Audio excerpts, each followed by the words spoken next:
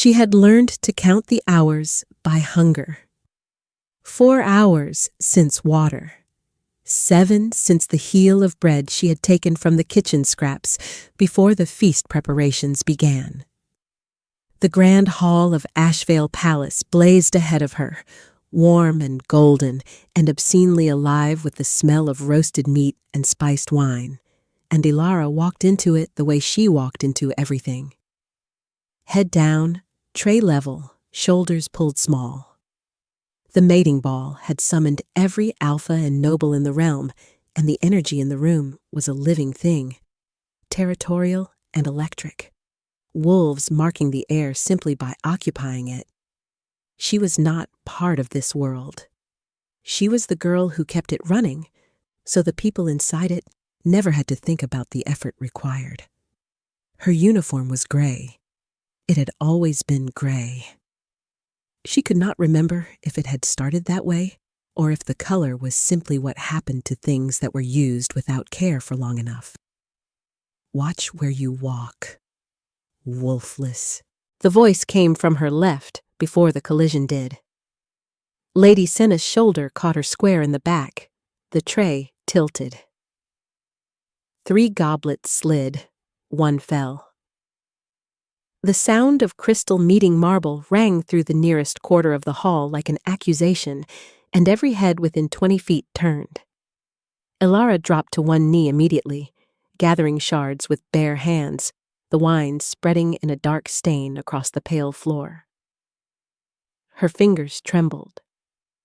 Not from fear, she told herself, from cold.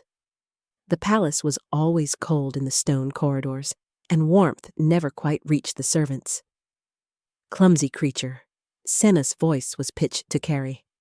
She was beautiful in the way predators were beautiful, precise, constructed, arranged. Her gown was the deep green of jealousy, and her hair was pinned with moonstone clips that caught the chandelier light. She looked down at Ilara the way one looked at something tracked in on the bottom of a shoe. I do not know why they allow the wolfless anywhere near the feast hall. You ruin everything simply by existing in it. Several nobles nearby smiled. One laughed. The sound was brief, polished, cruel. Ilara did not look up. She pressed her palm flat against the marble and continued collecting shards. And she said nothing, because she had learned that saying nothing was the armor that fit her best. But inside, behind the careful blankness she wore like a second skin, something coiled tight. Something that had been coiling for 21 years of this. 21 years of being dismissed, diminished, handed the most thankless work in the lowest quarters of the household that had taken her in, not out of generosity, but because her labor was cheap and her silence was cheaper. She had been 4 years old when the Morin estate had claimed her as a ward. She had no memory of before, only the after. The cold rooms, the locked doors, the lessons she was never invited to attend, the gifts that were never for her, and the woman who ran the household, her guardian Countess Vielle, who had never once looked at her with anything warmer than calculation. Leave it. A palace steward appeared at her side, his voice low and embarrassed. Leave it and go to the kitchen. The cook needs hands at the back tables. She rose. Her knees ached. She did not allow herself to look at Senna's pleased expression. But she felt it the way one feels heat. Radiantly, unavoidably. She moved toward the corridor that led to the kitchens, threading through the edges of the crowd, and it was in the middle of that passage, between the blazing hall and the dark corridor, that the room changed. She felt it before she understood it. A hush fell over the grand entrance. Not the polite silence of announcement. Something older, more physical, like the moment before lightning. The crowd parted in ripples, wolves stepping back with an instinct they did not bother to disguise, and through the gap that opened like a wound in the crowd He walked. The Alpha King of Asheville was not what the stories prepared you for. The stories said he was tall and cold and dangerous. They did not say how the cold radiated from him like its own climate, how he moved through a room full of powerful people and made them all look like furniture. He wore black. No adornment, no crown, though every person in the room behaved as if he wore one. His jaw was set, his expression unreadable, his eyes the gray of storm water over stone. He was not looking at her. She was not looking at him either, or so she told herself as she pressed against the wall to let him pass, her tray clutched to her chest, her eyes on the floor. But she felt the moment he passed her like a door opening in a sealed room, a rush of warmth so sudden and complete that she nearly gasped. Her pulse lurched. Her skin went strange, tight, and oversensitive, as though the air itself had changed composition. The scent of pine and deep winter cold, and something beneath that, something darker and warmer that had no name she knew. It moved through her like a current. She did not look up. She walked to the kitchens. She put her tray down. She pressed both hands flat on the cool stone of the kitchen wall and made herself breathe. It was nothing. A warm room. She was hungry and tired, and her hands were bleeding from the crystal shards she had not been careful enough to avoid. That was all. That was all. By the time the feast was in its third hour, Ilara had refilled wine at 14 tables, carried 4 empty trays to the washing room, and been spoken to by no one who was not giving her an order. She had settled into the rhythm of invisibility that was her most reliable skill. Move quickly, keep her eyes down, take up no space, generate no friction. The ball churned on around her. All music and laughter, and the complicated theater of wolves performing for one another. And she was the negative space in the painting, present only to make the rest of it possible. She was crossing the far edge of the hall, near the arched corridor that opened onto the east terrace, when the hem of her uniform caught the edge of a raised marble step she had not noticed. The stumble was brief. The recovery was not possible. She went down hard, her knees and one palm striking marble, her tray clattering and spinning. The sound was enormous in her ears. The laughter that followed was worse. She lay still for 1 breath, 2, her vision graying at the edges. The hunger and the cold, and the blood from her earlier cut, and the long hours on her feet had all been adding themselves together in the dark. And now the sum presented itself without warning. The floor was very cold against her cheek. She was aware distantly that people were watching. She was aware that she should rise. She could not quite yet make her body agree. "Get up!" Senna's voice reached her from nearby, sharp with contempt. "You are embarrassing yourself. I do not believe she can." A different voice, quieter, old and precise, with the kind of authority that does not raise itself to prove anything. The laughter stopped. Ilara turned her head. A woman stood over her. Not Senna, not any of the nobles she had been circling all evening. This woman was perhaps 60, dressed in deep silver and white, her hair silver white to match, pinned at the crown with a single dark moonstone comb. Her face was composed in the way that faces are when they have earned their composure through the long labor of experience. Her eyes were the color of pale amber, and they were fixed on Ilara with an attention so complete and so specific that it made the air around Ilara feel pressurized. "Someone bring water," the woman said, without looking away from Ilara. "And clear this area." People moved. The crowd pulled back.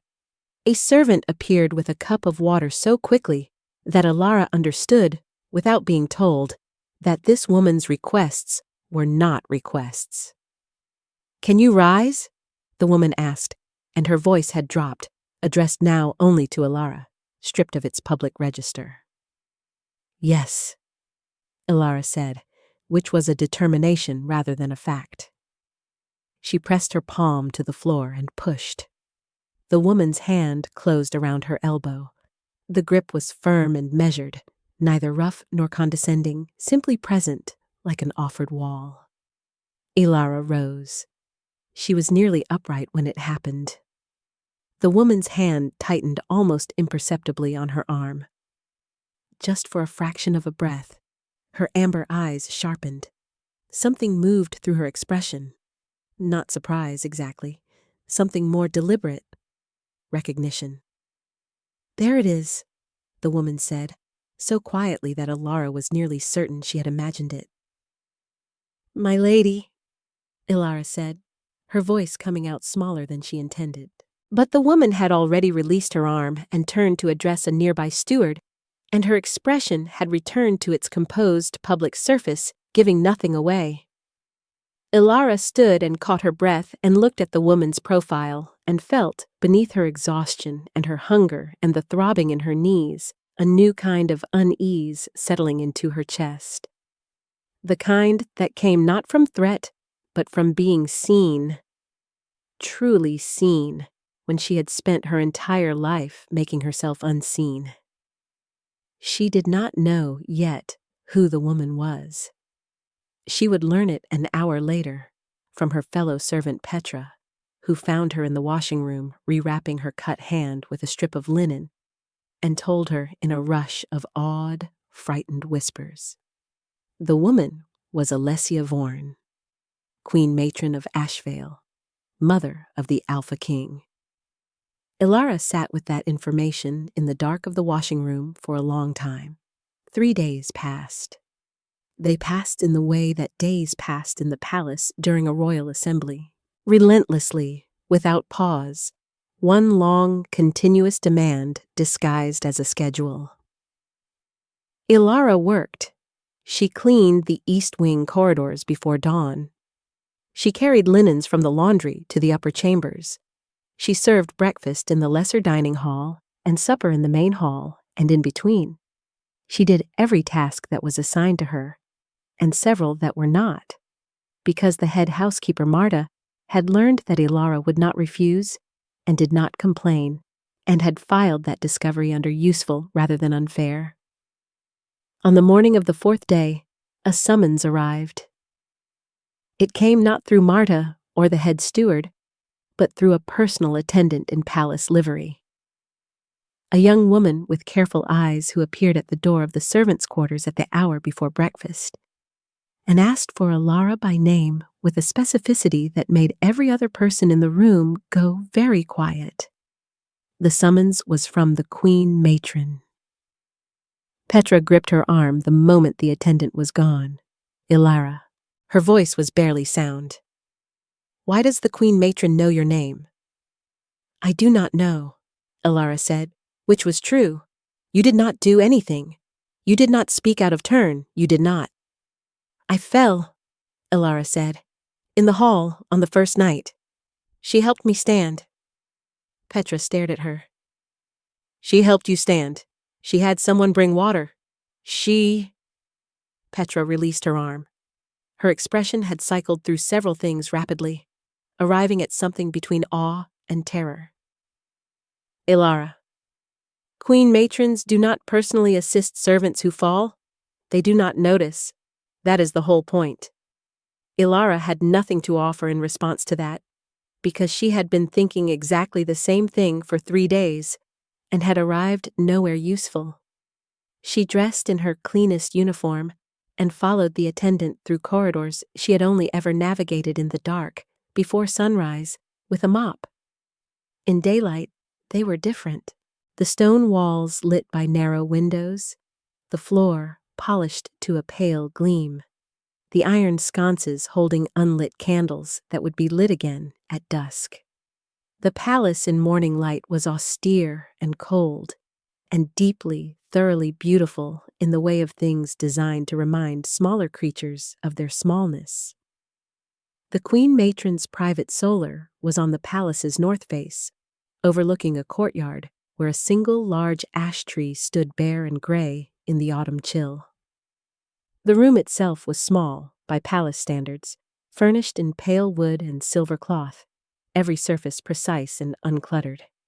It smelled of dried herbs and something older, cedar and parchment and moonstone dust, that faintly mineral sweetness that permeated every surface in the palace.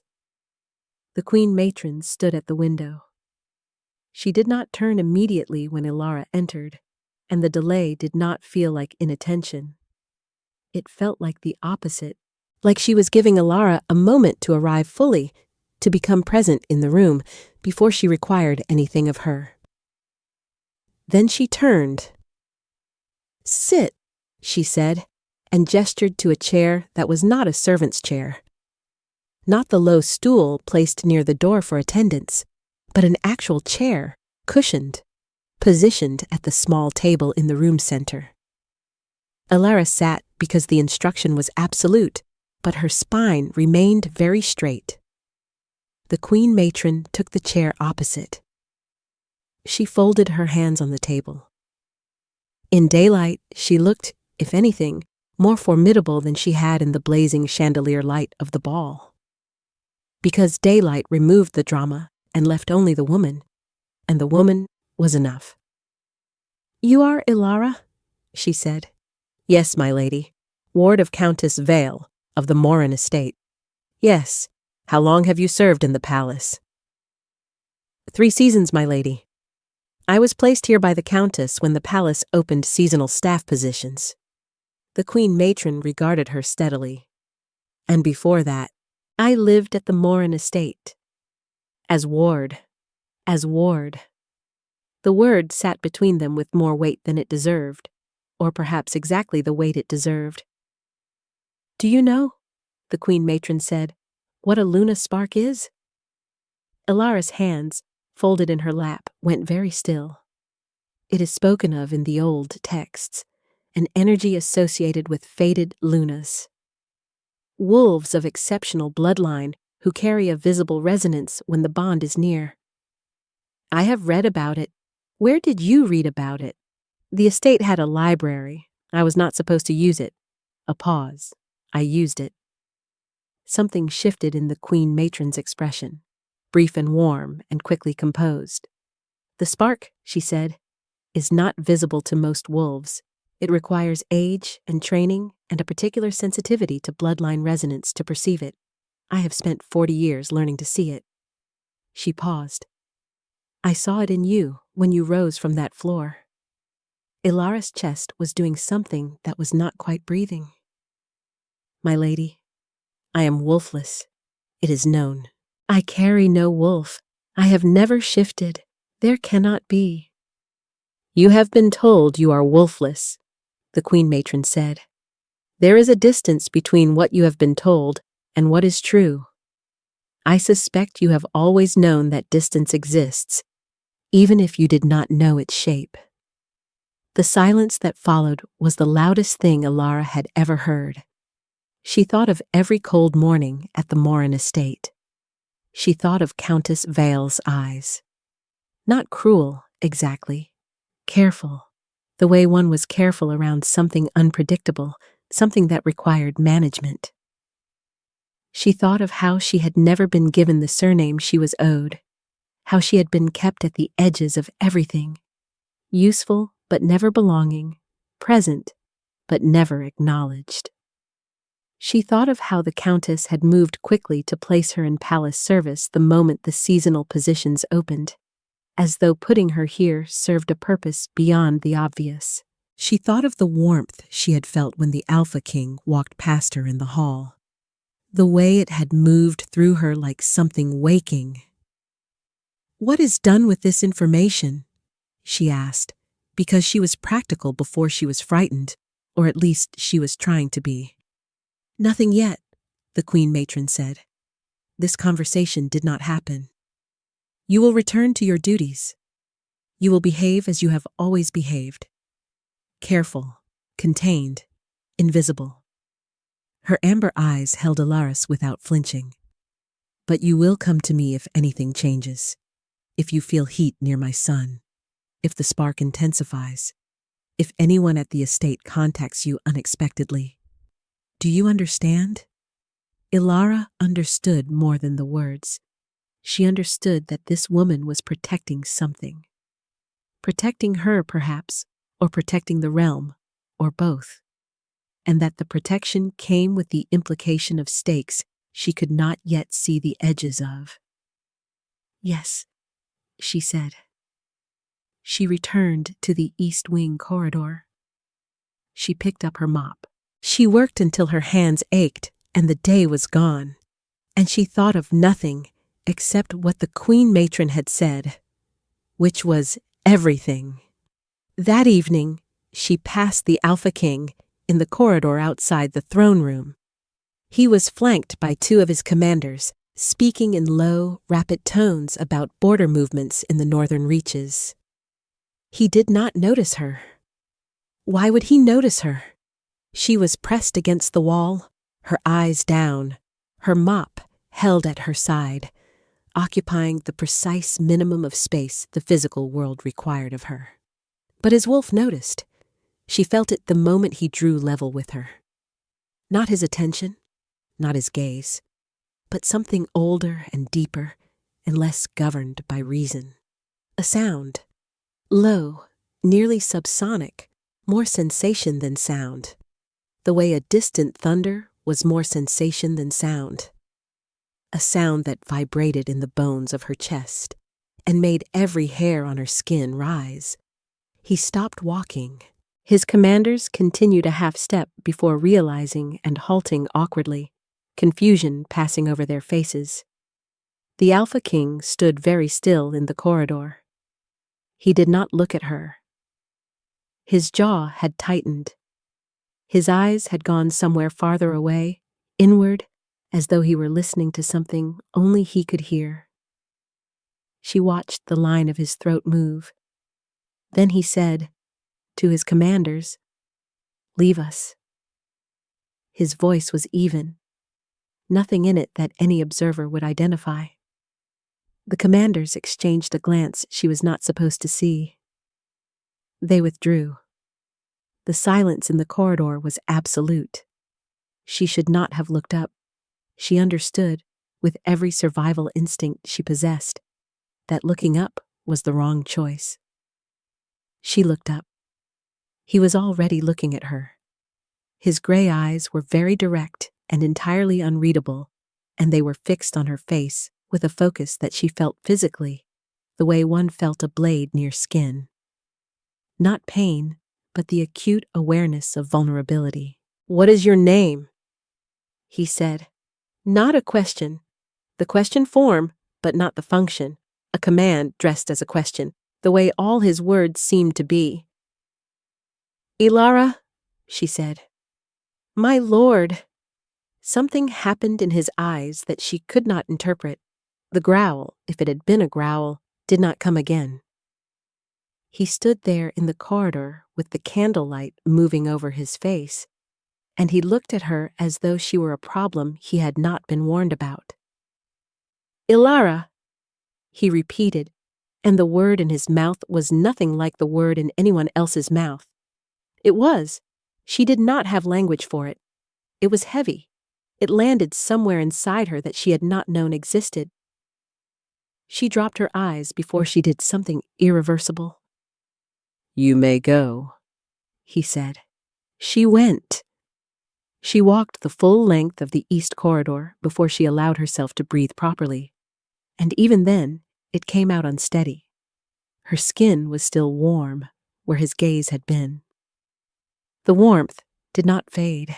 Hours later, scrubbing the kitchen tiles in the dark before midnight, it had not faded.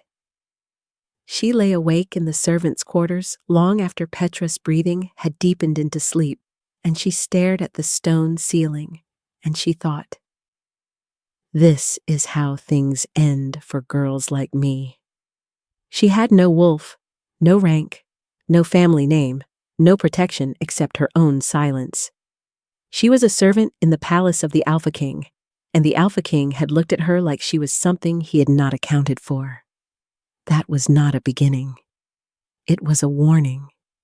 She told herself this firmly. She did not quite believe it. 2 mornings later, the Countess Vielle arrived at the palace. She had not been announced on the official guest registry. Ilara knew this because the kitchen staff tracked arrivals religiously and the Countess' name had not appeared. Yet here she was, in the 4th floor receiving corridor, dressed in her traveling clothes, speaking in a low, rapid voice to a palace official who was nodding with the careful neutrality of someone whose superior had not briefed him. Ilara saw her from the far end of the corridor, a full 50 paces away. She stopped. She made herself stay motionless against the wall, her tray level, her expression a blank. The Countess had not seen her yet.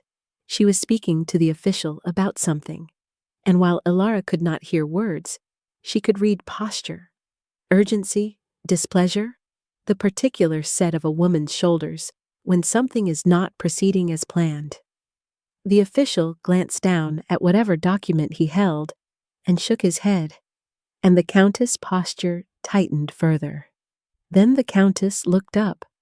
She looked up, and her gaze moved down the corridor, and she found Ilara with a precision that did not require searching, as if she had always known where Ilara was, as if she had been oriented toward her for years, calibrated to her location like a compass needle to north.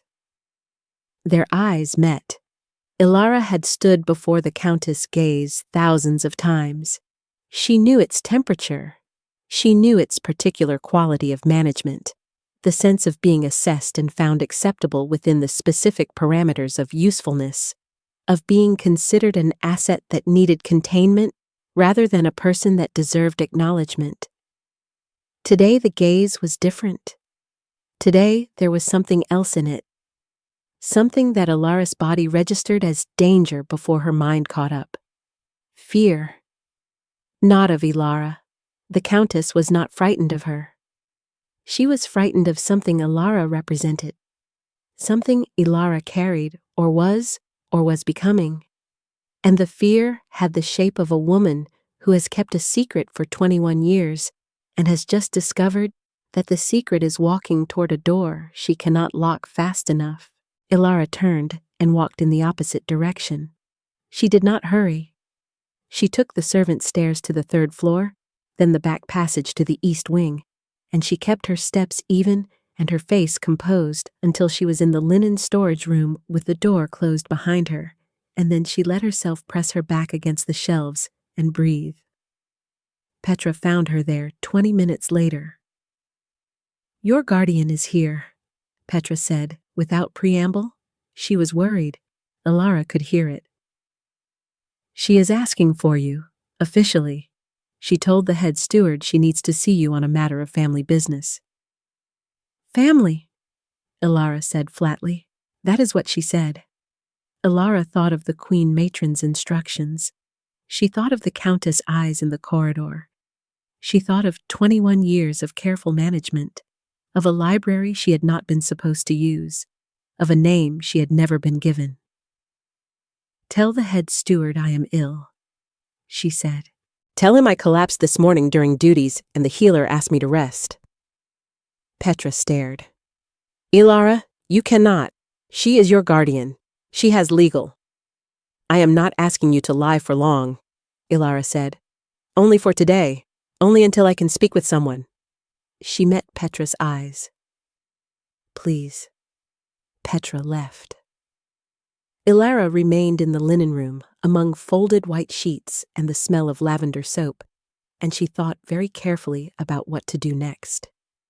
The answer came to her already formed, as though some part of her had been preparing it in the background of the past several days. She needed to find the Queen Matron. She slipped out of the linen room when the corridor was clear and moved through the palace by its lesser-used paths. The servant corridors and back passages she knew better than any other route, and she arrived at the solar on the north face by mid-morning. She knocked. The door opened. The attendant looked at her, measured her state in a quick glance, and stepped back without a word. The queen matron was at her writing desk this time. She set her pen down as Alara entered and turned with the unhurried attention of someone who had expected this visit. Perhaps not today exactly, but soon. "My guardian is here," Alara said, without sitting, without preamble. She arrived unannounced. "She is asking for me." "I know," the queen matron said. "You know, she arrived shortly after dawn. My staff tracks all arrivals, announced or otherwise." She folded her hands. "She does not know I have spoken with you.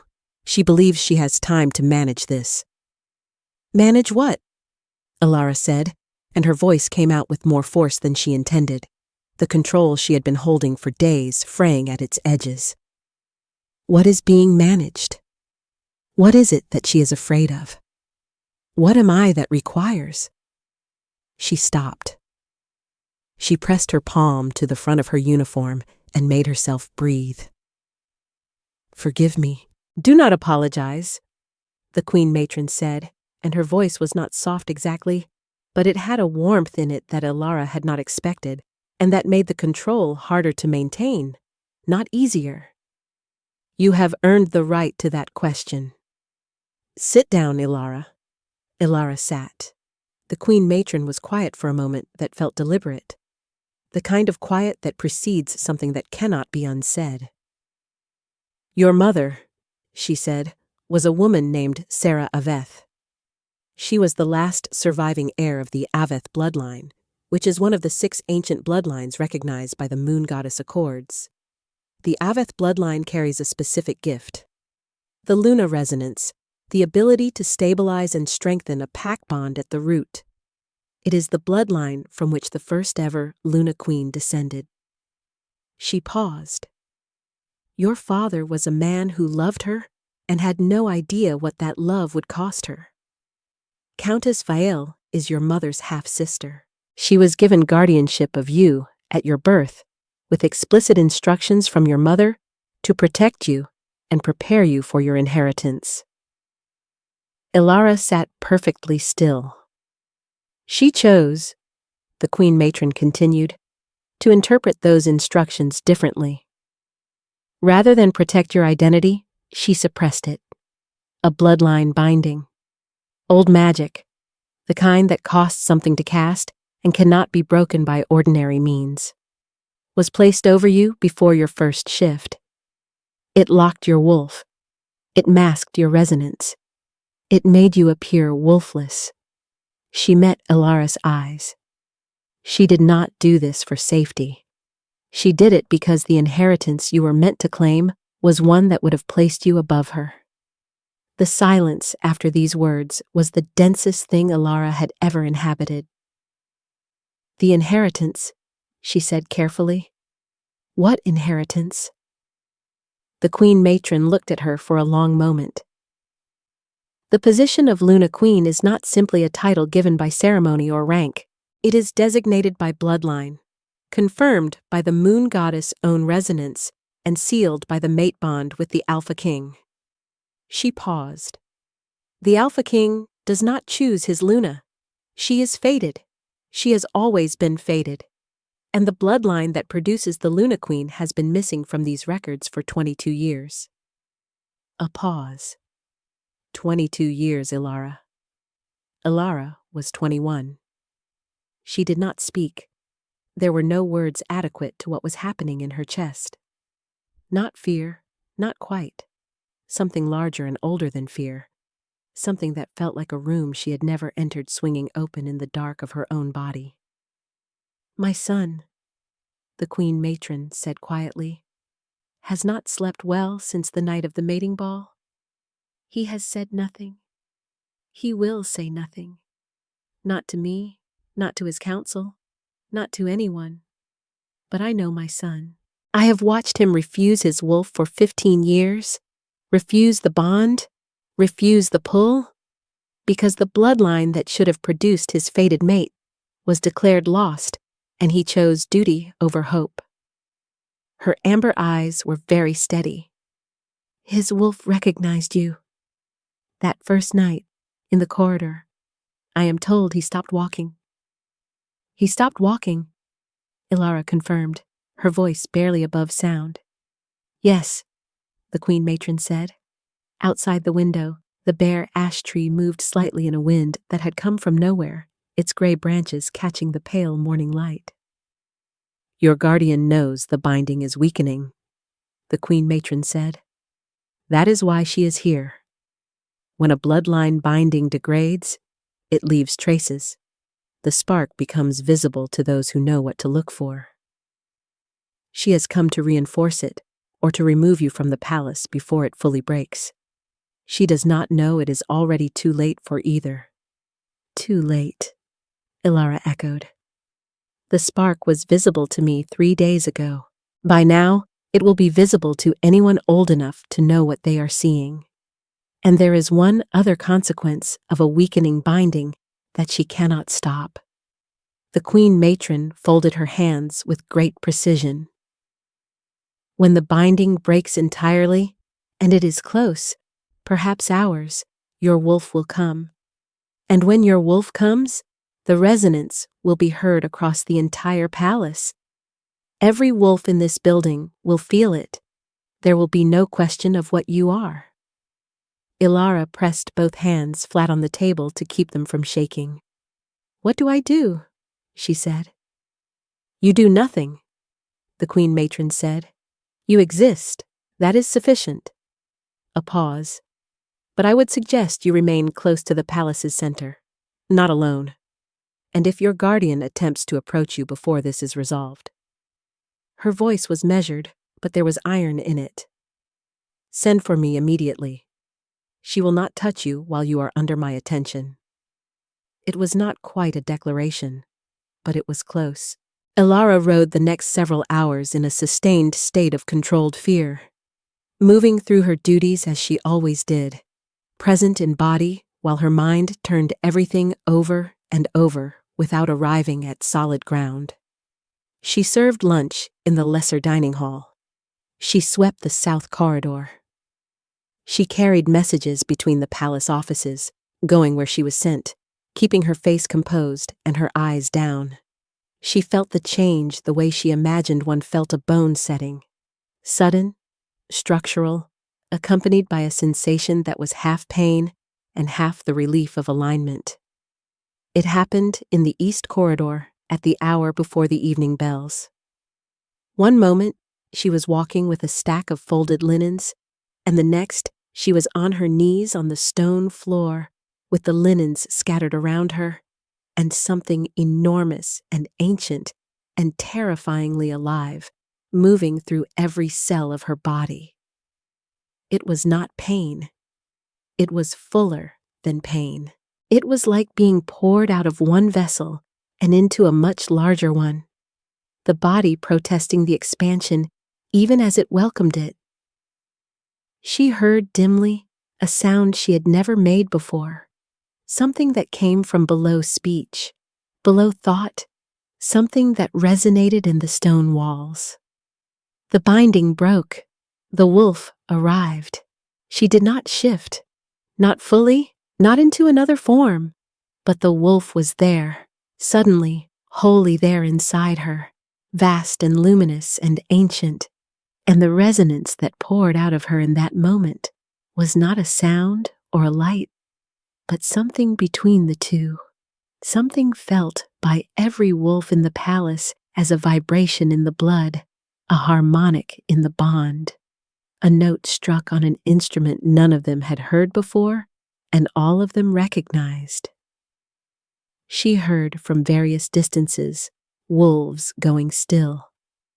She heard from somewhere further a sound that was not quite a growl and not quite speech, and was absolutely the Alpha King.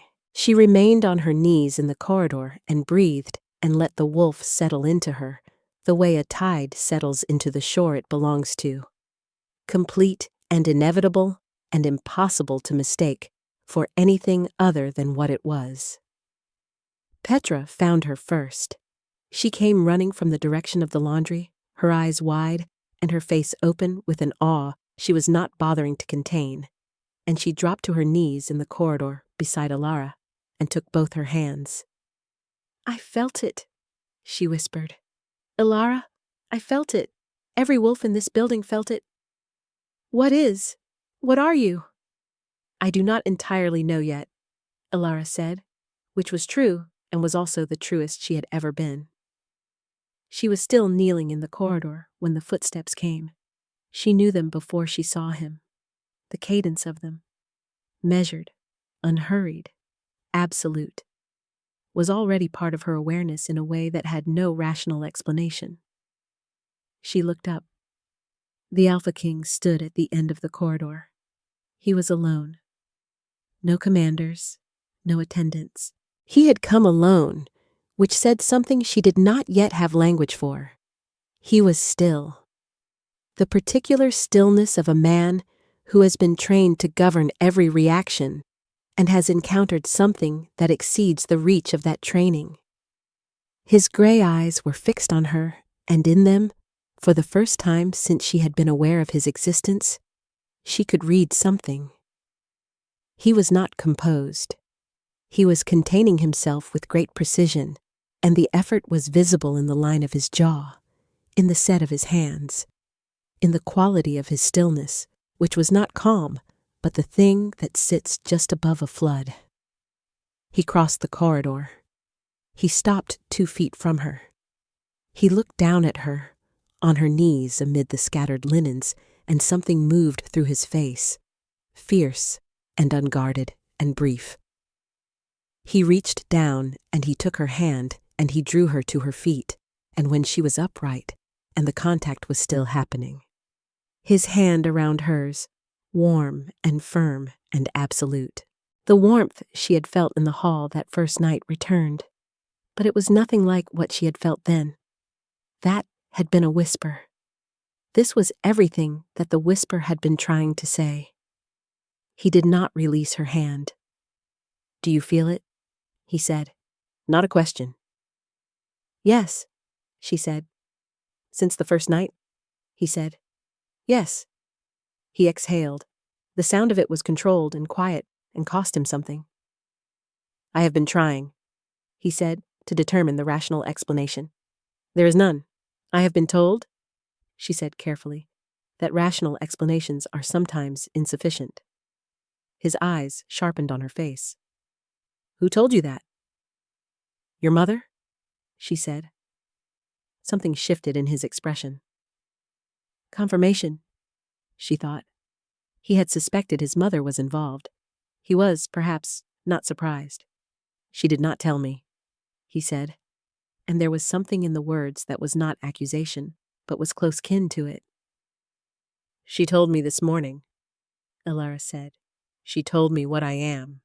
What are you?" Still not a question. But the wanting to know was the realest thing on his face. "I believe," she said, and her voice was steady because her wolf was steady, because whatever ancient and luminous thing lived in her was not frightened of this man and was, in fact, orienting toward him the way plants oriented toward light, the way water ran toward the sea, the way things went toward what they were made for, that I am your fated mate. The corridor was silent. He looked at her for a long time. The warmth between their joined hands was nearly audible. "Say it again," he said. "I am your fated mate," she said. "My lord." The corner of his mouth moved, not quite a smile. Something more contained and more profound than a smile. "Caius?" he said. "My name is Caius. You will use it." Before she could answer, sound erupted at the far end of the corridor. Countess Vial appeared, flanked by 2 of her own attendants, and behind her 2 palace officials who had clearly been attempting to contain her and had failed. Her traveling clothes were still on. Her eyes, when they found Alara, were terrible. Not with cruelty now, but with something that had passed beyond cruelty into desperation. Ilara. Her voice was sharp and command-shaped, the voice she had used to manage Ilara for 21 years. "Come away from there immediately." The Alpha King did not move. He did not look at the Countess. He kept his gaze on Ilara's face, still holding her hand, and his expression was the same as it had been. Focused, contained, absolute. "You will release her," the Countess said, and there was the first tremor of something beneath the command. The first crack in the architecture of authority she had built over 2 decades. "She is mine." The Alpha King's voice was quiet and entire. "Nothing you say in this corridor changes that." The Countess looked at their joined hands. She looked at Ilara's face. She looked, and she saw. And the thing she saw destroyed something in her expression. Not in a gratifying way, not in the way of villains defeated, but in the way of women who have made choices and must now live inside them. "She is a wolfless servant," she said. But the words were hollow now. She knew they were hollow. "She has no rank, no name, no wolf." "She has her wolf," the Alpha King said.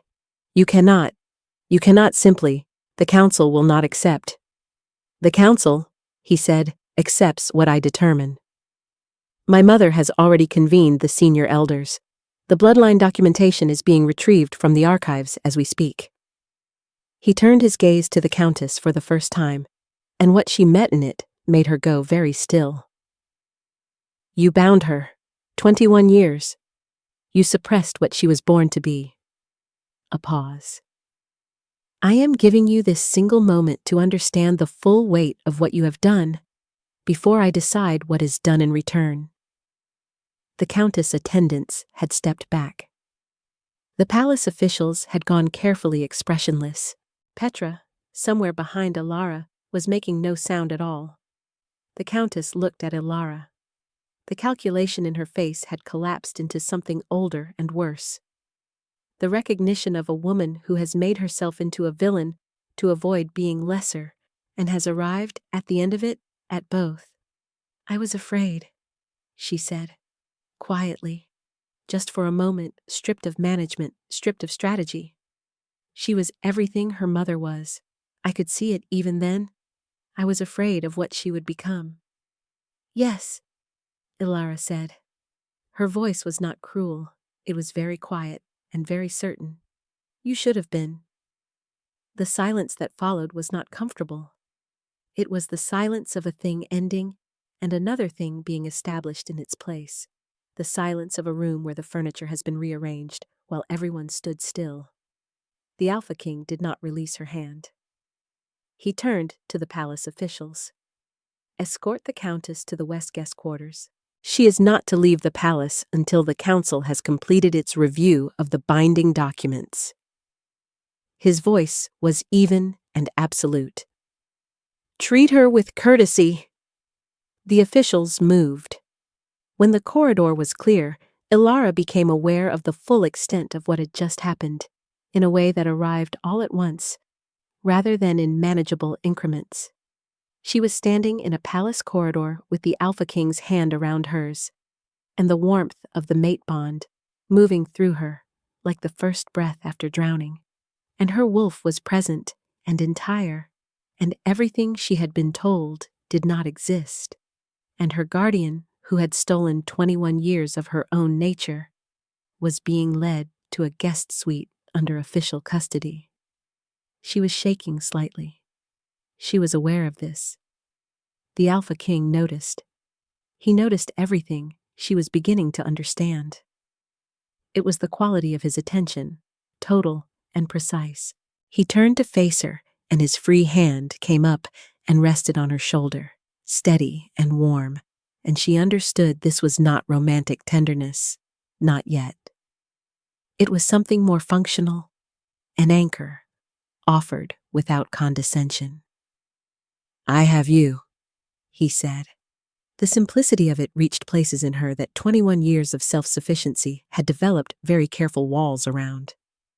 "I do not need," she started. "I know you do not need it," he said. "I said I have you, not that you require it." There is a difference." She looked at him.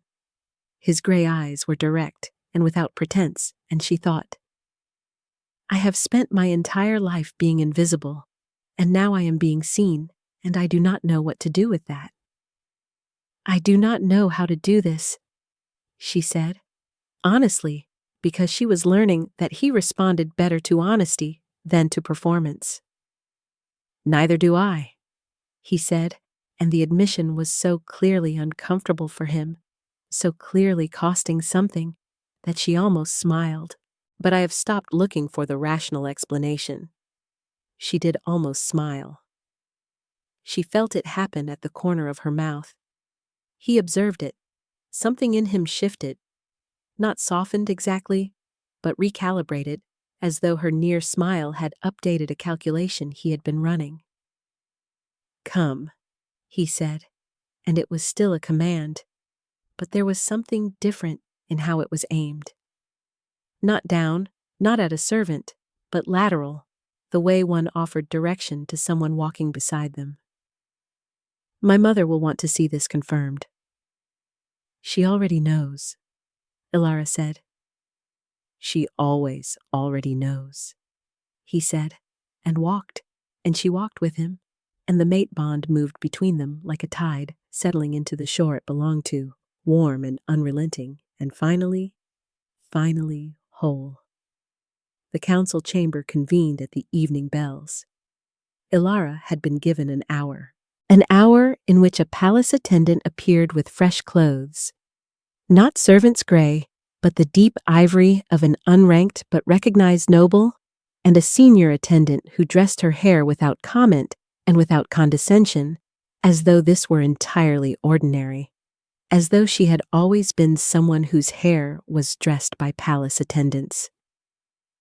She had stood in front of a mirror in a room she had not been assigned, and looked at herself and thought, "This is the same face.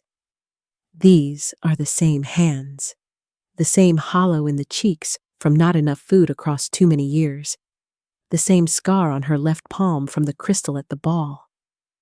Nothing visible has changed, but everything inside the frame of her body had shifted. Her wolf moved in her the way she imagined deep water moved. Not urgently, not with the anxiety of something new, but with the settled assurance of something that had always been there, waiting. It had been waiting longer than her own consciousness. It had been waiting since before the binding, since before the countess's fear had compressed it into nothing, since before she had been handed to a woman who could not love what she carried. It was awake now, and it was patient. It had survived this long. It could afford to be patient for whatever came next. She entered the council chamber on the arm of no one, because the queen matron had sent word that she should enter alone, and she understood why.